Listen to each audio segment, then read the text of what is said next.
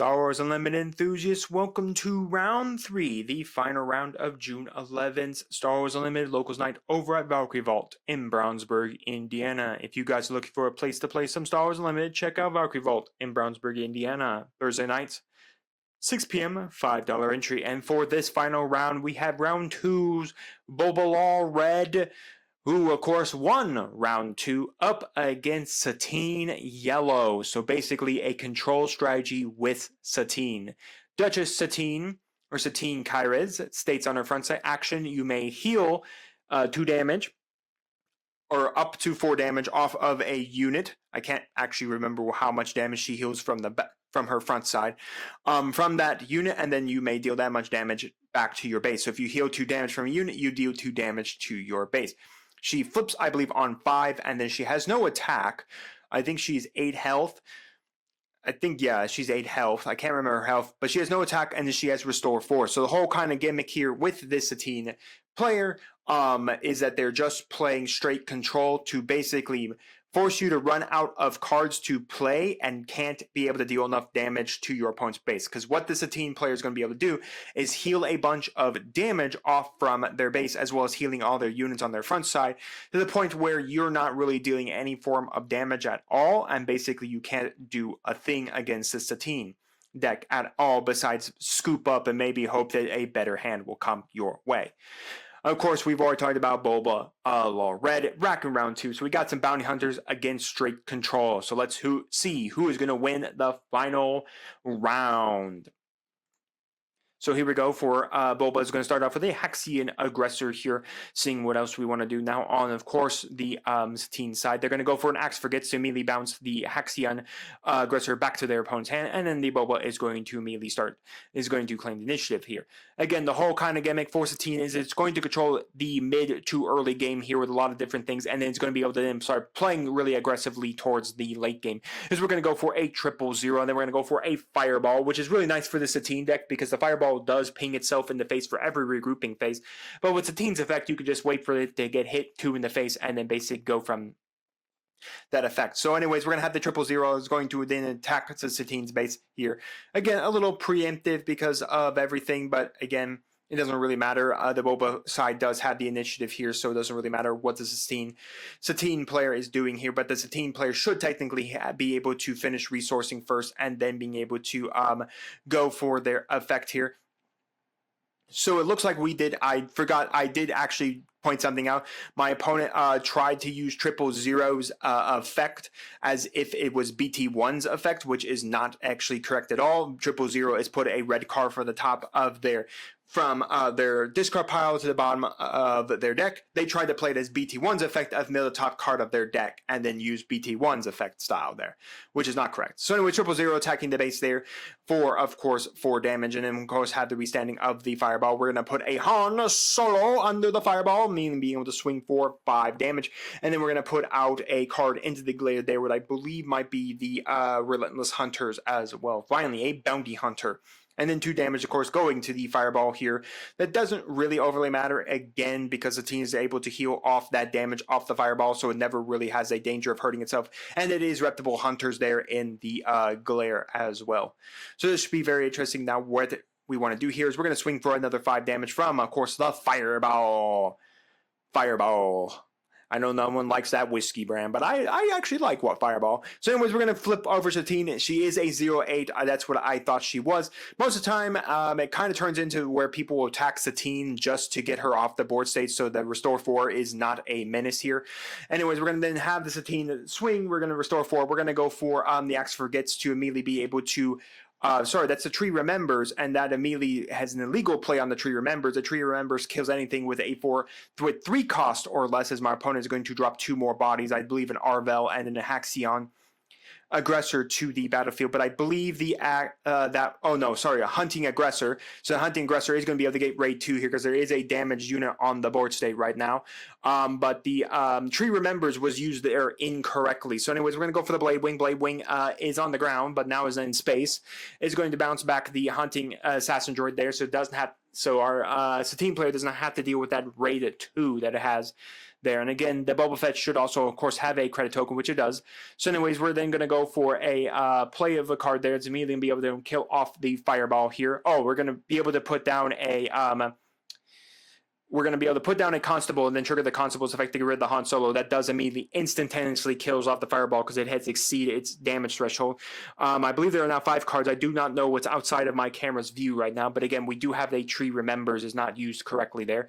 Anyways, we're going to go for Qui-Gon Jinn. Qui-Gon Jinn is going to kill the unit that's outside of anything I could see, and then it's going to immediately be able to knock that off the battlefield. We're going to have 000 swing into the base there for 4 damage, and then going to be able to put the, it looks like a red card down to the base, and then dealing 5 here. We're going to go for a Blade Wing, attacking for 3, and then we're going to have the Boba Fett there, swing for everything, and then that's going to be a win for the Boba Fett side as they take game number 1. So yes, we did have a misuse on the Satine side of the Tree Remembers. Because it went out to the Reputable Hunters. The Reputable Hunters, they 4-cost. Tree Remembers removes all the abilities off of a unit. But if that unit costs 3 or less, it does immediately mark that unit. Reputable Hunters cost 4, so that was actually a misuse of the Tree Remembers. So technically there was a valid target for the Tree Remembers to kill, and that would have been 000. But nonetheless, folks, we're moving into game number 2. Here we go, folks, for game number 2. Both of our players are finishing up their resourcing here. I don't know. I believe my guess would be, well, it doesn't really matter. We're going to have Boba is going to get a follower of the code, and then immediately is going to get hit with, of course, the 𝐒𝐲�𝐶𝐿 to immediately bounce that right back into the hand because it is a, I believe 𝐒𝐲𝐿 is 2 cost or less. So we're going to go for Anakin's Pod Racer. Anakin's Pod Racer is going to be able to ambush and kill off the target tagger there, immediately removing that from the battlefield. Again, if it's the first unit to attack this turn, it gains first strike. So as long as it's the first unit to attack, it does automatically gain first strike, which is very nice overall. Again, we didn't see much for the Duchess of Satine there from game number 1. They weren't able to get enough sustained for control at all to just, and Boba just then went ham, bringing out guys left and right. So we're going to have a Quarren come down. Unfortunately, that's not going to be able to do much. The Pod Racer is going to have to die there because its first strike is not going to be able to kill off the Quarren there completely. We're going to go for a blue ace in the sky there. Again, on attack, it does have ambush, but it also has a really nasty effect of on attack. Your opponent does get to restand 1 guy there that they do control, which does mean here that typically you want to swing it when you have the initiative as the first thing so that you can negate the ability of the blue ace here. As we're going to have the Quarren kill off, of course, Anakin's Pod Racer here, which does mean the blue ace does swing. The Quarren does get to restand here and does have grit as well, which is not something you definitely want to see here. So it's going to be a pass here. It looks like then Boba's going to play a unit that costs 4 or less there in the glare. Overall, and then we're going to flip the Boba, and then we're going to have the Boba swing in for its 4 damage, and that's going to be a pass. Again, Satine can't really do much here. Satine probably just took the initiative because, again, the blue ace that couldn't have swung there because, again, it would have just allowed the Quarren to restand and then gain it. It looks like we do have a hunting assassin droids. We're going to swing in the X-34 land speeder, being able to kill off, of course, the Quarren there before it swings in for a whole lot of damage. Again, the hunting assassin droid does not have its raid 2 because there's not a damage enemy unit on the board state. So we're going to just deal with back 3 damage. Or maybe that's the Reputable Hunters. We're gonna that's the Reputable Hunters in the glare. We're gonna go for a target tiger to target the Boba Fett, and then we're gonna have a Satine flipping Satine, and then the Boba is going to use the target tiger to attack the Satine here. Then we're gonna go for Beguile, then we're going to beguile back the Reputable Hunters and take a look at the hand. Ooh, 2 Mauls and a Reputable Hunter and a Constable there. Of course, this team did swing and is able to restore the 4 there. We also, of course, had a 000 coming out on the board state as well. So again, the blue ace really can't swing here because any swing allows any one of our opponent's units to restand, meaning the Satine is dead either way because, again, the target tagger did put 6 damage on it, meaning it only has 2 health points, and then Boba would be the target tagger could easily be the target there and then allow it to instantly be able to kill off the Satine and then trigger Boba's effect. We're going to have the target tower kill off, of course, Satine, and then we're going to create our one and only credit token. And then we're going to go for Qui-Gon Jinn, killing off the Boba Fett there, taking back 3 damage, but not being able to die, so it does not trigger its on death trigger here. Just going to have to kind of figure out now what, of course, our Boba player does now that the Satine player is entering their late game, which I believe is really where they're able to drop some big, devastating bombs. We saw the Liberty, we've seen the Qui-Gon Jinn, we've seen some very good, interesting little drops from here. So we're just kind of figuring out what we want to do. You could sacrifice the 000 into the Qui-Gon Jinn, killing it off, but that would mean that the blue ace does get free damage coming in. So we're going to have attack from the Qui-Gon Jinn, and then we're going to be able to bounce back the target tagger back on the top of the deck or the bottom of the deck, player's choice here. Of course, then we're going to drop the Maul, and then we're going to have, of course, the Blue Ace attack as well. So that does mean that Boba is going to be able to gain the initiative here, meaning that Maul is going to be able to attack and then take the Blue Ace to its hand, to its side of the board state, giving it a Blue Ace. Now again, the second the Maul dies, the Blue Ace does return to its original owner's control. So that is very important here. Maul does not keep it forever. Maul keeps it until he is alive. So anyways, it looks like actually Satine took initiative there. So we have Maul coming down. So we used Lost and Forgotten to kill Maul, and then Maul back again from the Boba side. Both players have, of course, burnt their leaders here. So again, now we have a Liberty in the sky as well. So unless Boba has a good way to deal with that Liberty coming down here soon, that is going to be a nasty thing to appear. We also, of course, have a Bo-Katan. We also have the Mandalorian, a Qui-Gon Jinn, and a Liberty. Man, all the big bombs in the hand here. So we're going to go for Liberty, being able to freeze down the Maul here. And then we're going to be able to put down a guy into the glare there. Apologies for that. Usually, most of the time, man, I haven't had many problems with glares for a while here, and I did not see what that was. But nonetheless, the team side does have to be careful. The second that Maul punches in, it's going to grab that Liberty, and then that is going to be a nuisance to deal with. Not that it really matters. We do have the Qui-Gon Jinn, Qui-Gon. Oh, it's a Bendu! We're going to go for, of course, the Liberty swinging, and then that's going to rest them all. Interesting to see a Bendu on the board state. On attack, you deal 4 damage, I believe, to all ground units. That includes yours as well, so it's interesting. But it is a 10 cost unit. It is a 10 attack, 10-10 unit on the board state. And there's just going to be a straight scoop up on the Boba side of the board. They are not able to get through Satine's attack here. Not mentioning that Satine had quite a good hand there for a lot of late game stuff going on, especially the Liberty being able to swing every turn, turning off that Maul, meaning that they would have to take the initiative just so that they can steal the Liberty just for a turn, which isn't really all that great of a choice if you really think about it, but still, who knows? But nonetheless, guys, that means we're going to the all-important game number 3. Folks, the most delicious words you will hear in any TCG, game number 3. Let's get it on.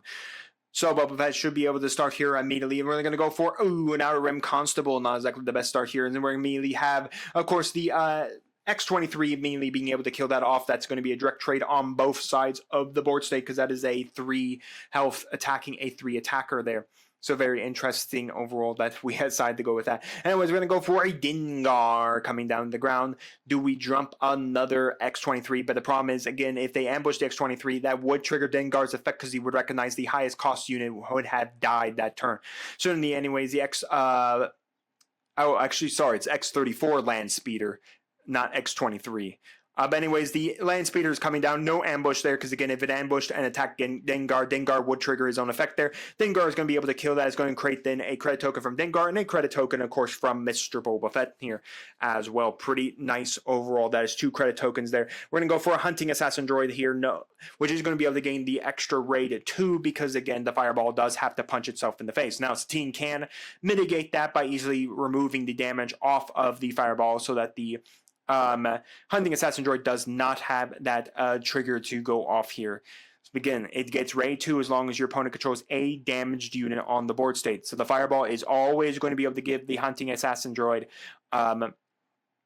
raid 2, which is really, it's a really nice card. It's definitely going to be a card that you're going to see a lot of in this coming format, especially if Boba Fett Cad Ash becomes very meta. And I think Cad from Ash of the Empire does have a very strong chance of being a meta viable target. So anyways, we're going to, of course, use a team to heal off the Fireball so that the Hunting Assassin Droid does not have the Raid 2 attached to it. So we're going to flip a Boba Fett here as well. So I'm giving that, of course, Raid 1. So we have a lot of damage threshold right now on the Boba side of the board state. Anyway, Satine's just looking like Satine's doing some soft passing here. So we're going to have the Dengar swing in for attack, just trying to see what we really want to do. We're going to put out a Coronet, allowing us to have Restore 1, and all your other Mandalorians have Restore 1. We're going to have the Hunting Assassin Droid deal 3 damage to the base, and then we're going to have the Fireball attack into the base there, and then we're going to have the Boba Fett attack into the base, and then we're going to flip the Satine, and then we're going to go for paying for a Shadow a Shadow Crawler to immediately then come down the board state, dealing 6 damage to Satine because of its own ambushing effect there.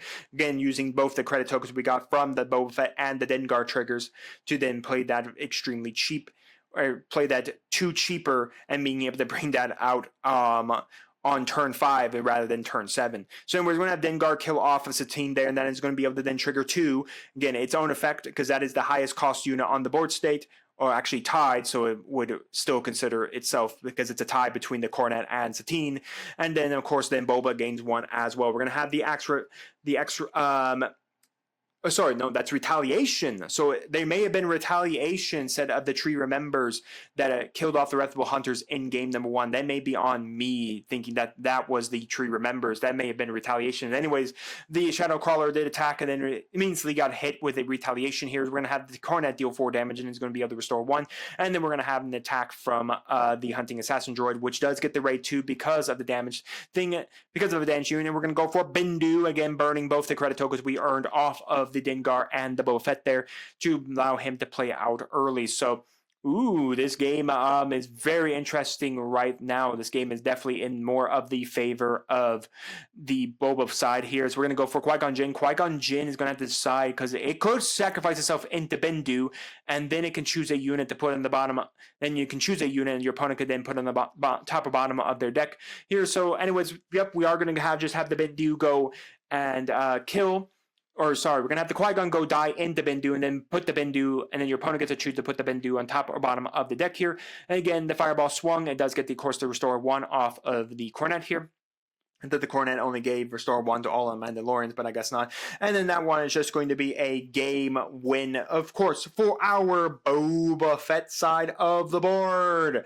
Nothing they could really do on the Satine side. We do know they have a Liberty and all that, but it's not going to really all that much matter. Even though play of a Liberty can't really deal with the Dengar, the Boba, and the Hunting Assassin Droid, especially since Satine would have to use her effect here to heal off the 2 damage here, but even that wouldn't matter because the Hunting Assassin Droid would gain back that raid 2 when the Fireball hit itself in the face again. So in the end, Boba Law Red was able to get the win over Satine Yellow. Unfortunately, the control just wasn't powerful enough to deal with all the bounty hunters. And with that said, guys, let me know your thoughts down in the comments, especially if you guys have tried out either of these leaders and what colors you like to use for them, as well as in the gameplay. And as a reminder, I do think I messed up in game number 1. I do believe they would kill the reputable hunters using retaliation and not the tree remembers. So with that said, guys, while you're commenting, do make sure to like the video, subscribe to the channel, and ring the bell so you know if my videos go live for you. And we'll see you here next time on Mama Dragons TCG.